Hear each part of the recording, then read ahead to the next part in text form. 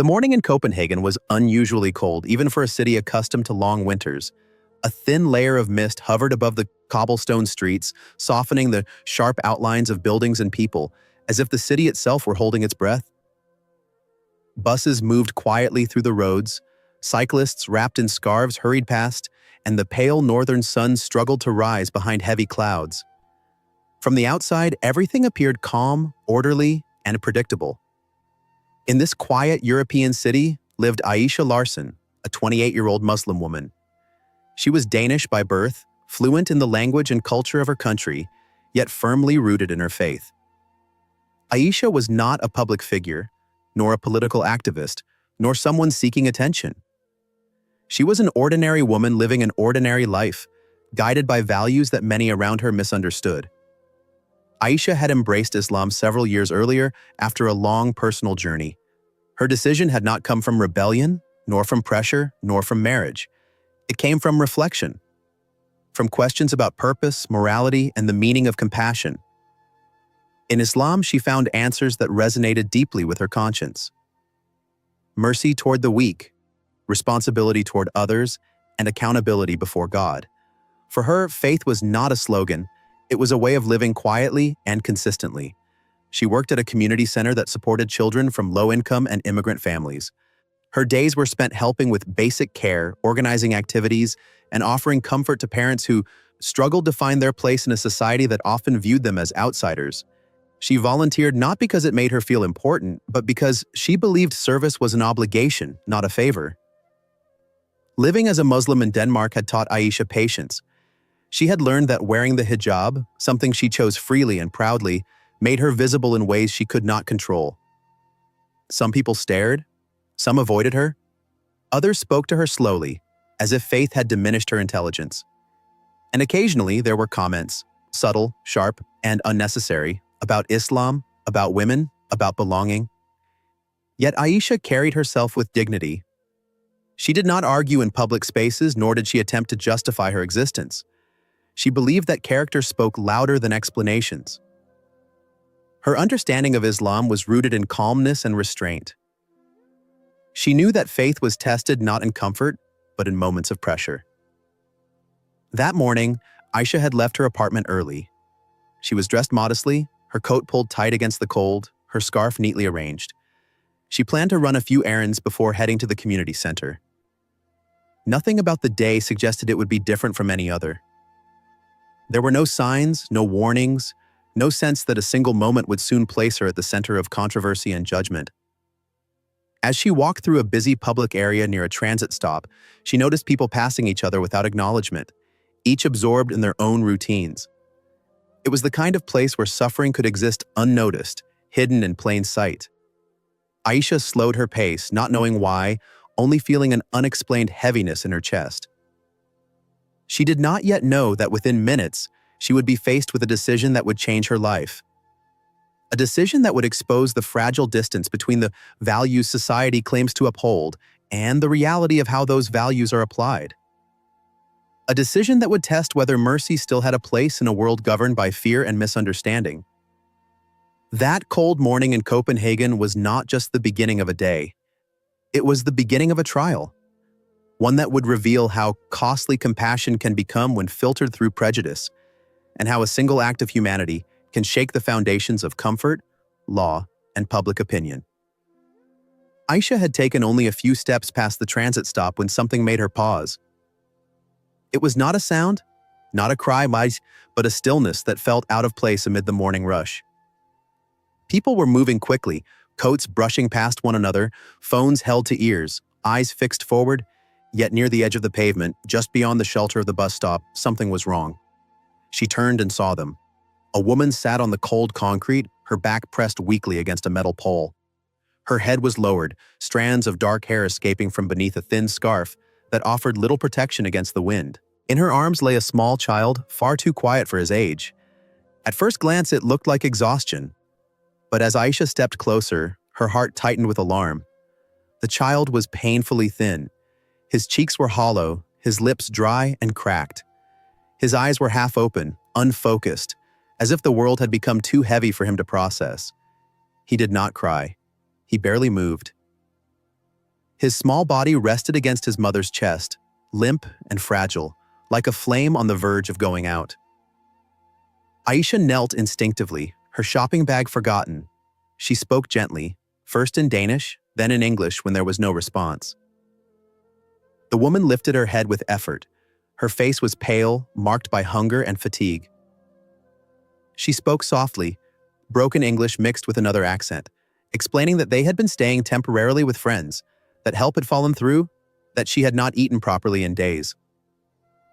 The child was only a few months old. She had no milk left, no money, no strength. Aisha felt a sharp ache in her chest. She had seen poverty before, but something about this moment cut deeper. Perhaps it was the way the mother's arms trembled as she held her child. Perhaps it was the way the child's head leaned instinctively toward warmth, toward life, even in his weakness. Around them, people passed by. Some glanced briefly, then looked away. Others stepped around the scene as if it were an inconvenience, a disruption in the smooth flow of the morning. No one stopped. Aisha's thoughts moved quickly, but her heart was already clear. She remembered a teaching she had learned early in her faith, that mercy is not optional, that the worth of a person is not measured by documents, language, or status, that saving a life is among the greatest acts of righteousness. She asked the mother if the child had eaten. The woman shook her head slowly. Her voice broke as she tried to speak. Aisha placed a hand gently on the child's back and felt how light he was. Too light. Dangerously so. There was no dramatic announcement, no sense of heroism. Only urgency. Aisha looked around for privacy, guiding the mother a short distance away from the main walkway near a low wall that offered some shelter from the wind. She removed her coat, creating a barrier from the cold and from prying eyes. Everything she did was careful, deliberate, modest. This was not a public display. This was necessity. She spoke calmly, reassuring the mother, explaining what she intended to do. The woman hesitated only a moment, then nodded, tears filling her eyes, not from shame, but from relief. As Aisha adjusted herself and took the child gently into her arms, she felt the weight of responsibility settle over her. This was not about appearances, not about opinions, not about fear. This was about a child who needed to live. And in that moment, Aisha chose action over hesitation, mercy over comfort, and responsibility over violence. Unaware that this single decision, made quietly beside a bus stop, would soon place her at the center of a storm she never sought. Aisha's movements were calm, careful, and deliberate. There was no panic in her hands, no hesitation in her heart. She had grown up believing that dignity was inseparable from compassion, that mercy did not require spectacle, and that helping someone did not mean abandoning one's principles. In that quiet corner near the bus stop, she acted with the same restraint and modesty that guided every part of her life. She ensured that they were shielded from public view as much as possible. Her coat was positioned carefully, her posture composed, her attention fully focused on the child in her arms. The world around them continued to move. Footsteps echoed, buses arrived and departed, voices rose and fell. But for Aisha, everything narrowed to this fragile life pressed against her chest. The child stirred weakly. His small fingers curled instinctively, searching for warmth, for nourishment, for the basic comfort every infant recognizes without being taught. When he began to feed, slowly and unsteadily at first, Aisha felt a quiet relief wash over her. Not pride, not triumph, only gratitude that she had arrived in time. She closed her eyes briefly and whispered a prayer under her breath. Not aloud, not dramatically, but with sincerity. She asked for ease for the child, strength for the mother, and forgiveness for herself for every moment in her life when she had walked past suffering without stopping. This was not a prayer of fear. It was a prayer of responsibility. The mother sat beside her, watching in silence. Tears ran down her cheeks, not from embarrassment, but from the sudden release of tension she had been carrying for days. She kept repeating words of thanks, her voice trembling. Aisha gently asked her to rest, to breathe, reminding her that her child was safe for now. As minutes passed, the child's breathing became steadier. Color returned slowly to his face. The tightness in his body eased. He did not cry. He slept, deeply, peacefully, his small chest rising and falling in a rhythm that felt like a victory over despair. Aisha knew even then that what she was doing would not be understood by everyone. She lived in a society where intentions were often judged through lenses of fear and misunderstanding, especially when faith was involved. But she also knew something else with certainty, that Islam did not teach indifference, that modesty did not mean inaction, that faith, when sincere, demanded courage. She had not broken a law of morality, she had fulfilled one. When the child finished feeding, Aisha adjusted her clothing carefully and returned him to his mother's arms. She helped the woman stand, steadying her when her legs wavered. She took out her phone and called emergency services, explaining calmly that a mother and child needed immediate medical assistance. She stayed with them while they waited, offering reassurance and warmth, ignoring the curious glances beginning to form around them. Some people had noticed now. A few stood at a distance, whispering. One person raised a phone, pointing it in their direction. Aisha felt it, that shift, the moment when compassion began to turn into scrutiny. She did not react. She did not confront anyone. She remained focused on the mother and child. When the ambulance arrived, the paramedics assessed the baby quickly. One of them nodded, confirming that intervention had come just in time.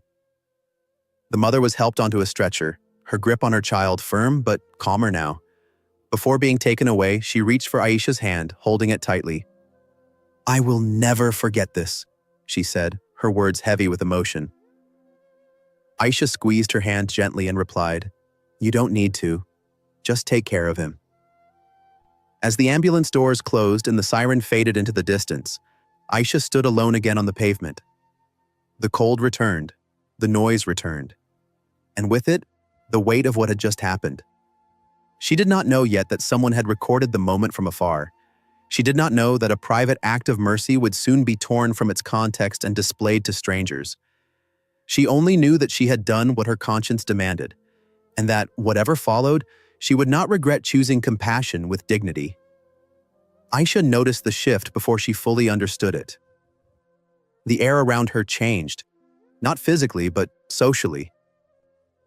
The murmurs that had begun as distant whispers grew sharper, more deliberate. She felt eyes lingering on her longer than before. A phone was raised, then another. No one spoke to her directly, but something unseen had already been set in motion. By the time she returned home, the video was already spreading. It appeared first on a local social media page, posted without context and accompanied by a caption that framed the moment as scandal rather than mercy. The angle was distant, unclear, but enough to provoke reaction. A woman in a headscarf. A public place. A private act torn from its meaning. Within hours, the clip had been shared hundreds of times. By nightfall, it had reached thousands. The comments came quickly and cruelly. Some accused her of indecency, others questioned her faith, her motives, her right to be in the country at all. Words like inappropriate, primitive, and dangerous appeared again and again, stripped of understanding and fueled by fear. A few tried to defend her, pointing out that a child's life had been saved, but their voices were drowned beneath the louder chorus of outrage. By the next morning, mainstream media had taken hold of the story. Headlines avoided nuance. They preferred conflict. Phrases like public disorder incident involving religious practice and controversial act at Copenhagen bus stop replaced reality. Panels of commentators debated morality without ever mentioning the child's condition. No one asked how close he had been to death. No one interviewed the mother. The narrative had already been chosen. Aisha learned about all of this through a friend who called her early, voice tense with concern. "Your name is circulating," she said carefully. "The video, it's everywhere." Aisha sat silently, phone pressed to her ear, listening as the weight of it settled over her. She felt no shame for what she had done. But she understood what visibility meant in a society where faith was misunderstood and mercy was often filtered through suspicion. Later that day, she was contacted by local authorities.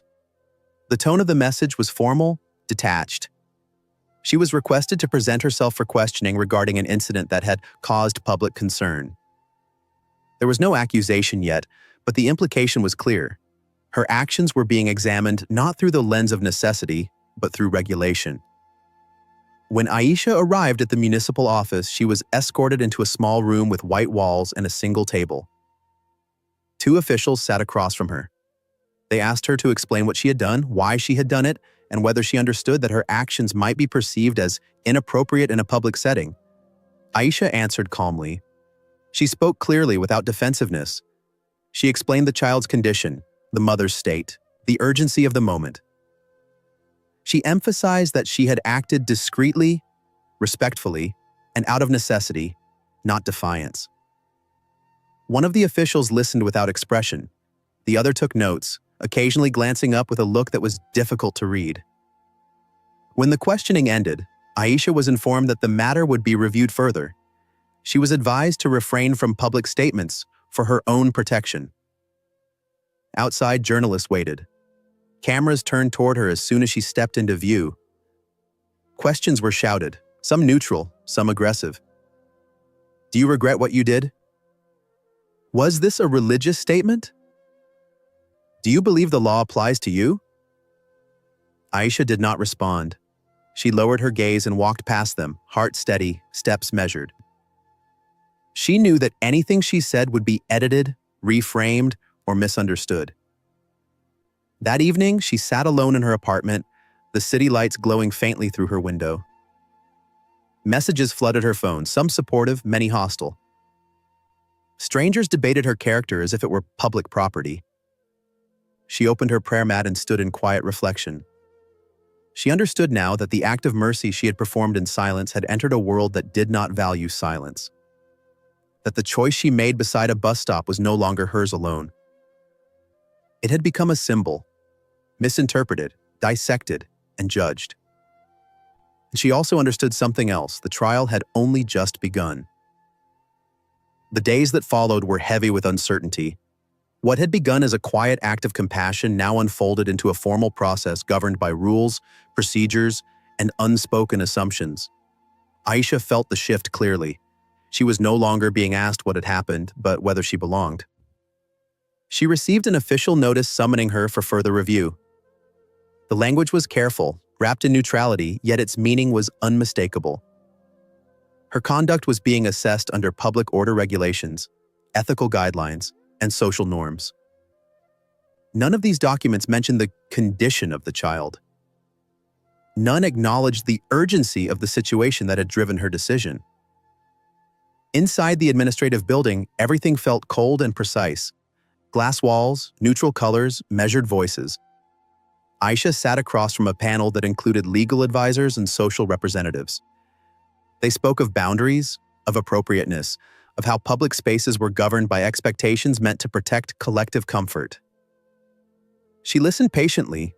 When it was her turn to speak, she did not argue emotionally. She did not raise her voice. She spoke with the clarity of someone who had reflected deeply on her actions.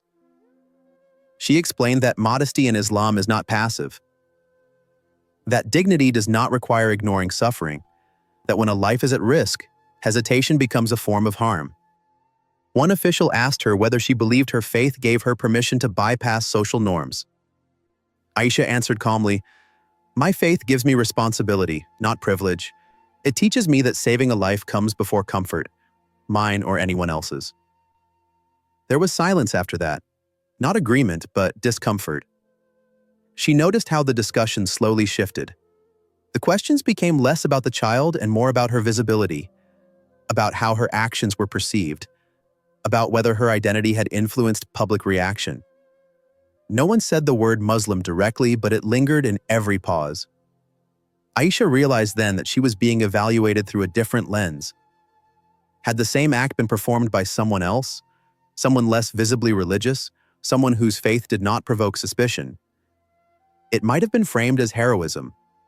Instead, her choice was treated as disruption. Outside the room, public debate intensified. Commentators spoke of integration, of values, of what was acceptable in a modern society. Some argued that compassion must still conform to appearance. Others insisted that intention was irrelevant when discomfort was caused. Very few spoke about the child. Aisha received messages from strangers, some offering support, others warning her to know her place. She was advised by well-meaning acquaintances to apologize publicly, to distance herself from the act, to frame it as a misunderstanding. It would make things easier, they said. She considered it, not because she regretted what she had done, but because she understood the cost of standing firm. She knew that silence could protect her, that compromise could smooth the process, that she could choose the path of least resistance, and the matter might quietly disappear. But something inside her resisted. She thought of the mother's trembling hands, of the child's shallow breathing, of the moment when life had returned to his body.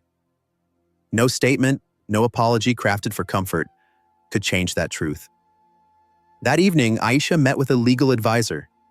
He spoke carefully, outlining possible consequences: warnings, fines, public restrictions, prolonged scrutiny. He suggested that her best option was to emphasize neutrality, to remove faith from the narrative altogether. Aisha thanked him, then said quietly, "I will not lie about why I acted. Mercy is not neutral to me." The advisor studied her for a moment, then nodded slowly. He did not agree, but he understood. As the process continued, Aisha leaned into what anchored her. She prayed more. She read. She reflected on the prophetic teachings she had learned, that the strongest people are not those who dominate others, but those who remain just when pressured to retreat. She did not seek conflict. She did not seek attention. But she refused to accept a definition of civility that demanded indifference. The system moved forward, measured and slow. Decisions were pending, opinions hardened on both sides. And Aisha stood at the center of it all, not as a symbol she had chosen to become, but as a woman who had answered a call for mercy and discovered how heavy that answer could be in a world uneasy with principled compassion. As the public noise grew louder, Aisha's world became quieter. Friends who once spoke freely now chose their words carefully. Some stopped calling altogether. Invitations disappeared. Conversations ended more quickly than they began. It was not hostility that hurt the most, but distance, the kind that forms when people are afraid of standing too close to controversy. Her family felt the pressure immediately. Her parents were supportive in private, yet visibly strained. They worried about consequences they could not predict, about reputations they had worked years to build, about the unspoken cost of being associated with a story the media refused to let go. Her mother asked gently, more than once, whether it would help to release a statement expressing regret, not for the act itself, but for the misunderstanding it had caused. Aisha listened without anger. She understood their fear. They had lived long enough to know that systems do not always reward sincerity. But each time the question arose, her answer remained the same. "I cannot regret saving a life," she said softly. At night, when the city fell silent and the headlines faded into darkness, Aisha sat alone with her thoughts. Doubt tried to creep in, not about her decision, but about her endurance. She wondered how long scrutiny would last, whether she would be able to continue her work, whether the weight of constant judgment would eventually wear her down. It was in those moments that she returned to prayer, not as an escape, but as grounding. She stood on her prayer mat, reciting familiar verses slowly, deliberately, allowing their meanings to settle into her chest. She reminded herself that ease and hardship are both tests, that faith is not measured by comfort, but by steadiness. She thought often about the child. She had received word from the hospital that he was stable, that he had been treated for dehydration and malnutrition, that his mother was recovering under supervision. These small updates became quiet lights in her days, proof that something good had come from the storm. Still, the pressure did not ease. Aisha's employer requested a meeting. The conversation was polite but uneasy. They expressed concern about public association, about funding partners, about maintaining a neutral environment. They did not accuse her of wrongdoing, but they suggested a temporary leave until things settled. Aisha accepted without protest. She understood the reality of institutions, yet the loss stung.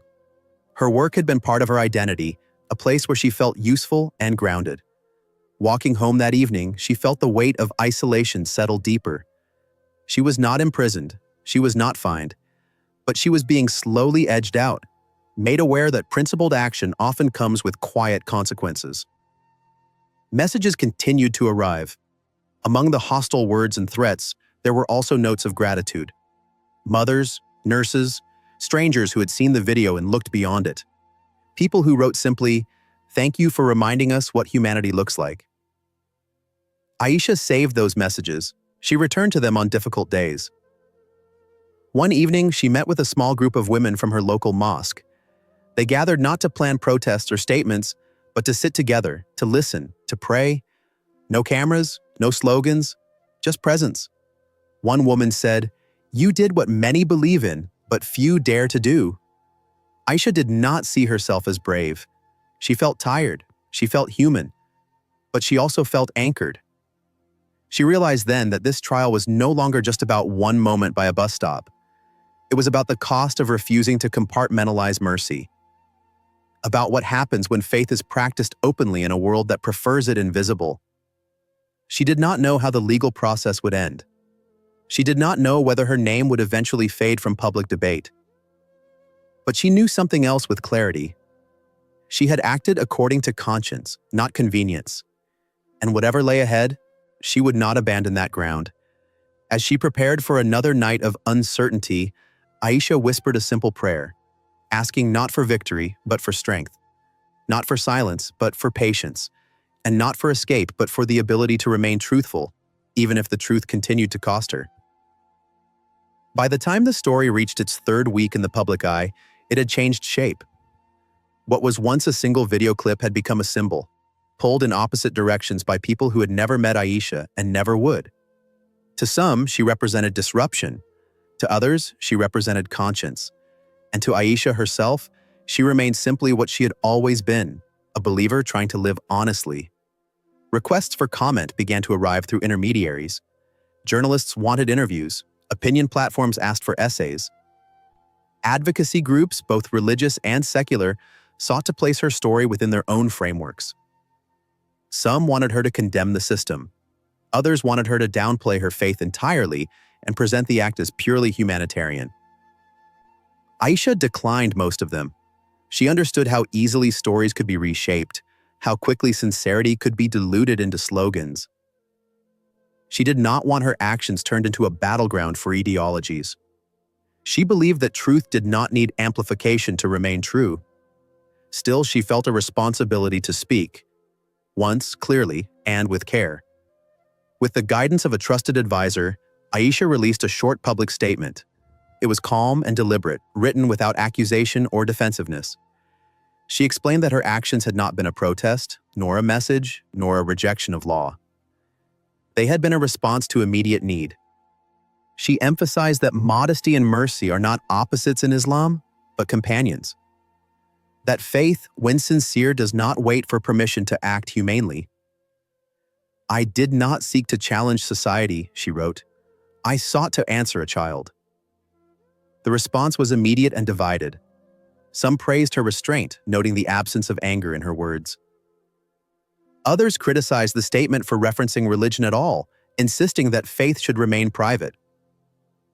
Yet, among the noise, something shifted. The conversation began to include new voices, medical professionals, ethicists, social workers, people who reframed the issue around care, urgency, and moral responsibility. For the first time, the child was mentioned again. Aisha noticed this change quietly. She did not celebrate it. She did not share screenshots or count endorsements. She understood that public opinion is fragile, easily redirected. What mattered more to her was internal alignment, the knowledge that she had spoken without compromise or hostility. Her days settled into a slower rhythm. Without work, she spent mornings reading and afternoons walking through parts of the city she had once passed without noticing. She observed people more closely now. The small kindnesses, the guarded expressions, the unspoken tensions that shaped daily interactions. She realized how many lives existed on the margins, unseen unless they disrupted comfort. In the evenings, she returned to prayer, not because she needed reassurance of her worth, but because prayer reminded her of proportion, of the idea that no judgment, however loud, outweighs accountability before God, that public narratives rise and fall, but intention remains. She reflected often on a teaching she had learned long ago, that believers are witnesses, not by force but by example, that the role of faith is not to dominate spaces but to illuminate them through action. This understanding steadied her. Support continued to arrive in unexpected forms. A handwritten note left at her door. A quiet message from a nurse who said she had acted sooner in an emergency because of Aisha's story. A brief email from a legal scholar acknowledging that the case raised important questions about ethical rigidity. Aisha responded to none of them publicly. She held them privately, as reminders that impact does not always announce itself. As legal review progressed behind closed doors, she prepared herself for any outcome. She knew resolution might not mean vindication, that institutions rarely admit discomfort easily. But she no longer measured success by outcome alone. She measured it by coherence. Her faith had not shielded her from consequence. It had not softened the process, but it had given her a place to stand, a clarity that did not waver under scrutiny. And in that steadiness, Aisha understood something essential, that even when mercy is questioned, it does not lose its value, that even when faith is misunderstood, it does not retreat, and that sometimes the most powerful witness is simply refusing to become smaller in order to be accepted. The legal review that followed unfolded quietly, far from cameras and comment panels. There were no dramatic hearings, no public arguments. Instead, there were documents, reports, timelines, and statements, elements far less exciting than outrage, yet far more powerful. For the first time since the video surfaced, the process began to move away from perception and toward fact. Aisha was asked to provide a detailed account of the events again, this time in writing. She described the condition of the child when she first saw him, the mother's weakness, the lack of immediate alternatives, and the steps she took afterward.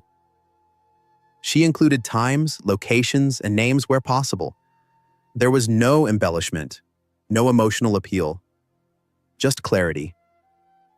Medical records were requested from the hospital where the mother and child had been treated.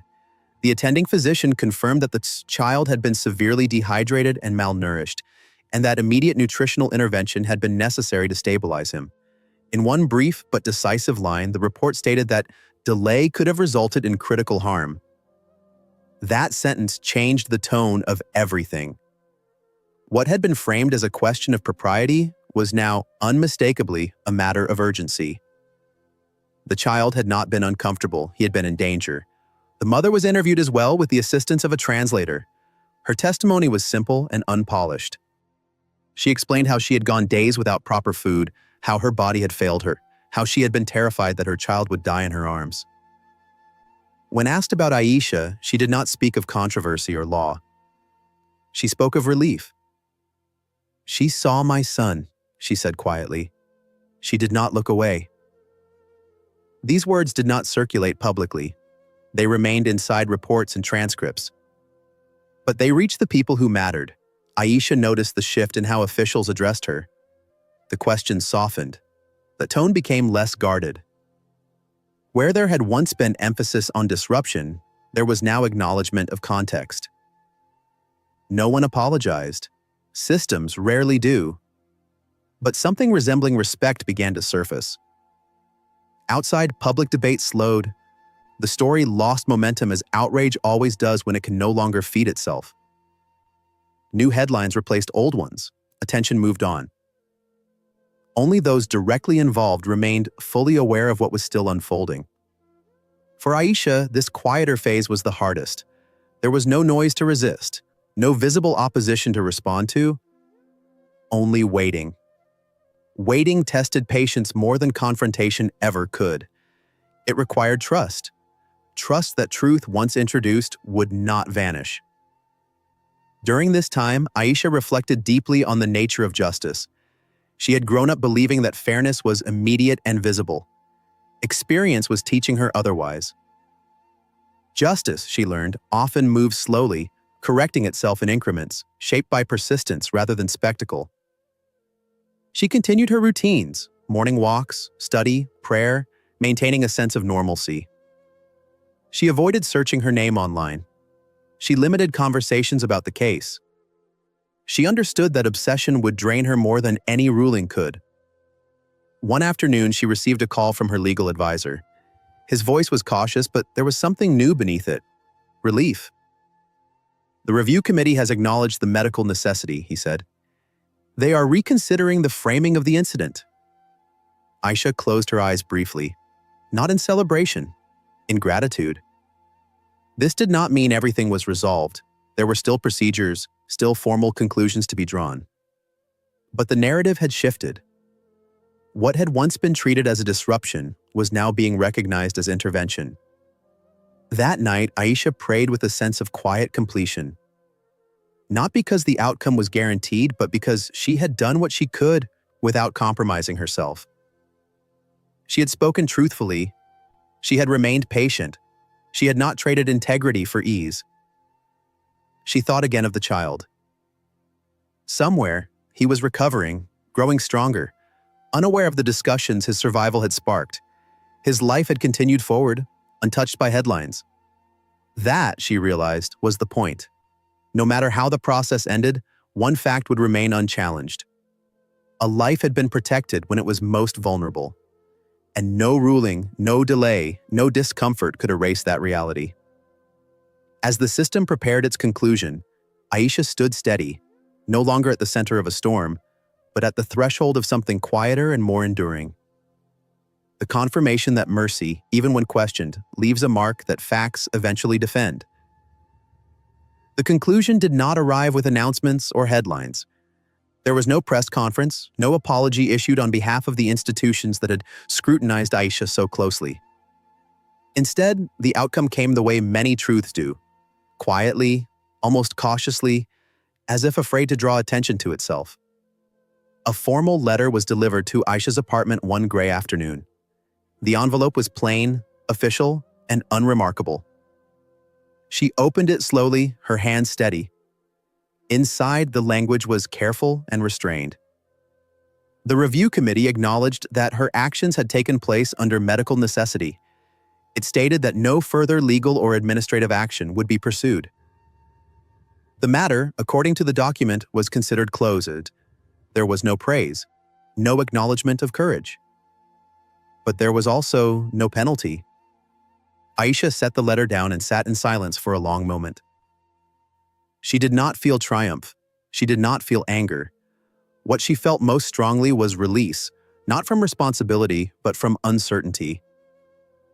The waiting had ended. News of the decision spread modestly. A few outlets published brief updates, buried beneath more urgent stories. The tone had shifted. Where there had once been accusation, there was now distance. Commentators moved on. Social media attention faded, as it always does. The story no longer served outrage, and so it lost its currency.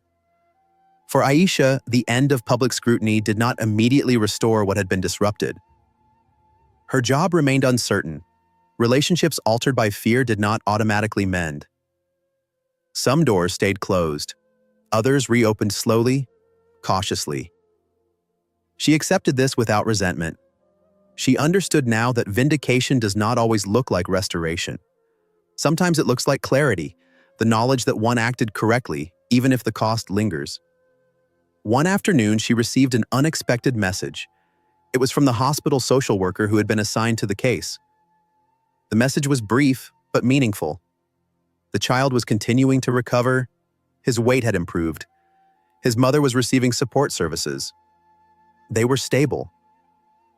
Aisha read the message twice. She did not respond. She did not need to. The information itself was enough. In the days that followed, Aisha returned gradually to parts of her life she had paused. She resumed volunteering, though in a different capacity. She avoided public roles. She preferred spaces where actions mattered more than explanations, where service was quiet and consistent. People treated her differently now, some with newfound respect, others with lingering discomfort. A few avoided the subject altogether, unsure of how to reconcile their initial reactions with the outcome. Aisha did not press them. She did not require understanding from everyone. What mattered was that she had not bent herself to fit expectations that demanded indifference. At the mosque, an older woman approached her after prayer. She took Aisha's hands gently and said, "You reminded us that faith is lived, not argued." Then she walked away, leaving Aisha with tears she did not try to hide. That night, Aisha reflected on the path the past weeks had taken. How quickly compassion had been questioned, how slowly it had been defended, and how easily society had been ready to prioritize comfort over conscience. She did not feel bitterness. Instead, she felt resolve. She understood now that living one's values openly comes with risk, not always dramatic, but persistent. That choosing mercy in a visible world invites scrutiny, and that integrity, once tested, leaves a mark that cannot be undone. The experience had changed her, but not hardened her.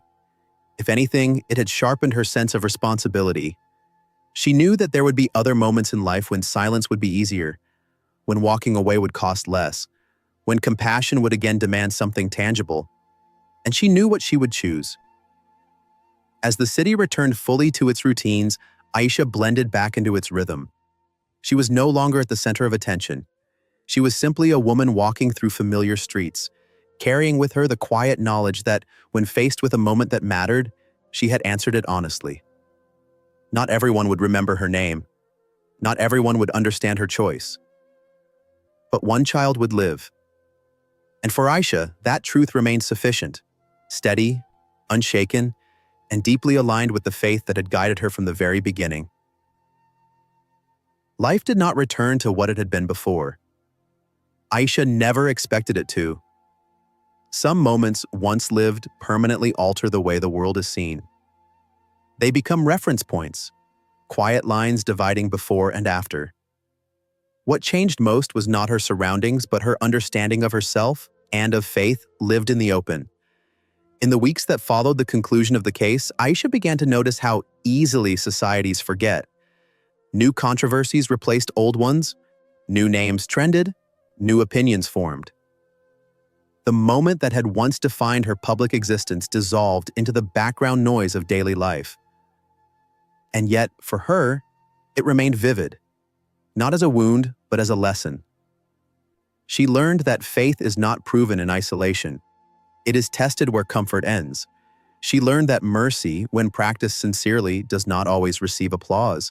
Sometimes it is met with suspicion, sometimes with resistance, and sometimes with quiet correction long after judgment has been passed, but its value does not depend on immediate recognition. Aisha often returned in thought to that morning in Copenhagen, the cold air, the stillness by the bus stop, the weight of a child who needed help.